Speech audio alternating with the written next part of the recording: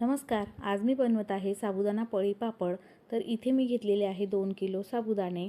तर साबुदाणे आपल्याला कुठल्याही भांड्याने किंवा पातेल्याने मोजून घ्यायचा आहे. एका मोठ्या भांड्यामध्ये साबुदाणा सगळा टाकून घ्यायचा. त्यानंतर 2 वेळा स्वच्छ धुवून घ्यायचा. त्यानंतर पाणी टाकायचं, अर्धा इंच वर पाणी येईल इतकं पाणी ठेवायचं आणि रात्रभर आपल्याला हा साबुदाणा भिजवायचा आहे.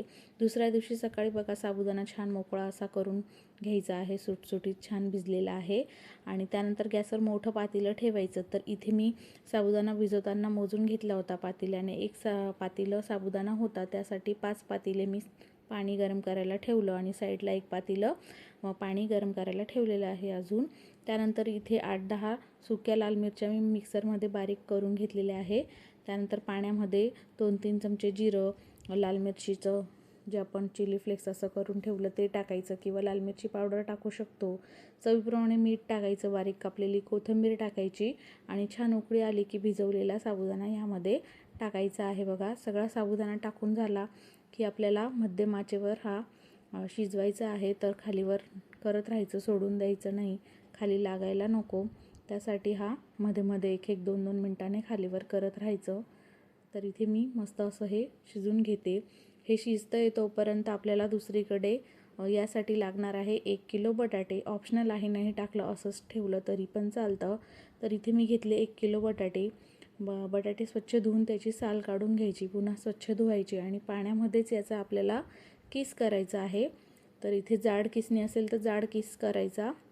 तर बघा इथे मी सगळा किस करून घेतला. त्यानंतर 2-3 वेळा स्वच्छ धुवायचं, याच्यामध्ये स्टार्च राहायला नको.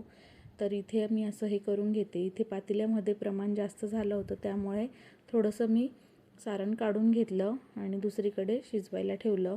आता इथे बटाट्याचा किस जो आहे तो छान स्वच्छ धुवून घेतला आणि हलक्या हाताने पिळून घ्यायचा आणि आपल्याला ह्या साबुदाण्याच्या सारणमध्ये टाकायचा आहे. सगळा किस टाकून झाला की आपल्याला हे व्यवस्थित मिक्स करायचं आहे आणि कंटिन्यू मस्तपैकी शिजवायचं आहे. छान हे असं छान दाटसर होतं, साबुदाणा सगळा वर येतो, ट्रान्सफर होतो आणि तोपर्यंत आपल्याला हे शिजवायचं आहे. तर इथे मी हे सगळं मिक्स करून घेते आणि मध्यम आचेवर सगळं मस्त शिजवून घेणार आहे. तर हे जे पापड असतात ना खूप छान फुलतात आणि करायला बघा किती सोपे आहे. कोणीही बनवू शकेल असे हे पळी पापड आहे. तर इथे मी थोडंसं पाऊण पातेलं पाणी टाकून घेतलेलं आहे. लागेल तसंच टाकायचं आणि आता आपण याच्यावर 5 मिनिटं झाकण ठेवू, म्हणजे बटाटा चांगला शिजणार. नंतर मी थोडं टेस्ट करून बघितलं, थोडं आळणं वाटलं म्हणून चवीप्रमाणे थोडं मीठ टाकलं आणि मिक्स केलं आणि पुन्हा छान शिजून घेतलेलं आहे. इथे मस्त सगळं छान शिजून झालं की गॅस बंद करायचा आणि हे थोडं थंड करायचं. त्यानंतर हे आपल्याला एका प्लास्टिकच्या कागदावर याचे आपल्याला पळी पापड टाकायचे आहे. तर इथे मी हे टेरेसवर घेऊन गेली, प्लास्टिकचा पेपर टाकला आणि पळीने हे पापड बघा अशा पद्धतीने टाकायचे आहे. तर थोडं कोमट होईपर्यंत आपल्याला हे थांबायचं आहे, खूप गरम गरम टाकायचं नाही.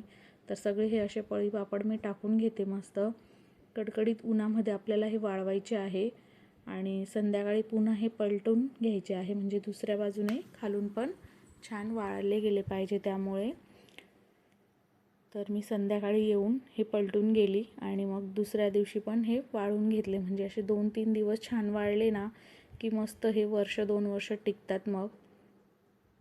तर इथे संपूर्ण पापडं मी उलटून घेतले, वाळवून घेतले आणि 2 दिवसाने बघा हे आपले पापडं मस्त छान असे तयार झालेले आहे. पळी पापड कोणी पापड्या म्हणतं, कोणी काय. तर उपवासासाठी पण हे चालतात, असेही खाल्ले तरी चालतात. लहान मोठ्यांना सगळ्यांना आवडतात.